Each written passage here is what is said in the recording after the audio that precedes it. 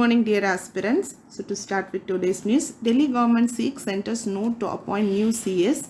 So the CS is the topmost executive official and senior most civil servant of the state government.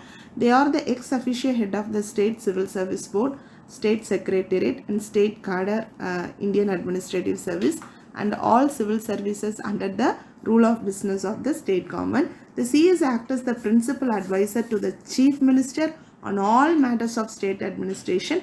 The CS is the officer of IAS. The CS is the senior most cadre post in the state administration, ranking 23rd in the Indian order of precedence. The post of CS of a state government is equivalent to VC of a army staff or commanders and officers in the rank of full general and its equivalent in the Indian armed forces. The CS act as an ex-officio secretary to the state cabinet. Therefore, they called secretary to the cabinet. The status of this post is equal to that of a secretary to the government of India. The CS is chosen by the CM. As the appointment of CS is an executive action of the CM, it is taken in the name of the governor of the state. The tenure has been excluded from the operation of the tenure system. There is no fixed tenure, remember. And when it comes to cabinet secretary, they are the topmost executive official and senior most civil servant of the government of India. They are the ex-officio head of civil service board, the cabinet secretariat, the IAS and all civil service under the rule of business of government.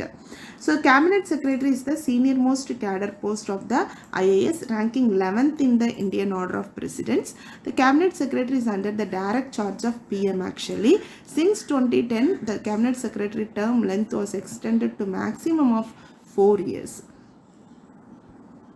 RBI regulation on green deposits. So, the RBI has announced a new framework to offer green deposits to the customers aimed at developing a green finance ecosystem in India.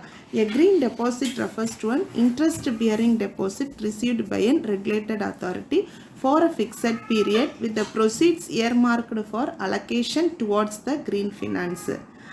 The framework is applicable to scheduled commercial banks including small finance banks, excluding RRB, local area bank and payment bank and all deposit taking NBFCs. The regulating authority will be required to allocate the proceeds raised through green deposit towards a list of green activities and projects that encourage energy efficiency. The project involves new or existing extraction, production and distribution of fossil fuels, nuclear power, direct waste incineration, alcohol, etc. To ensure effective allocation of green deposit, this must put in a place of board approved financing framework. Green deposit shall be denominated in Indian rupees only. The allocation of funds raised through green deposits by regulating authority during a financial year shall be subject to independent third-party verifications. India is planning to hold Quad meet in Japan, says Foreign Secretary. This comes under GS3 International Organization.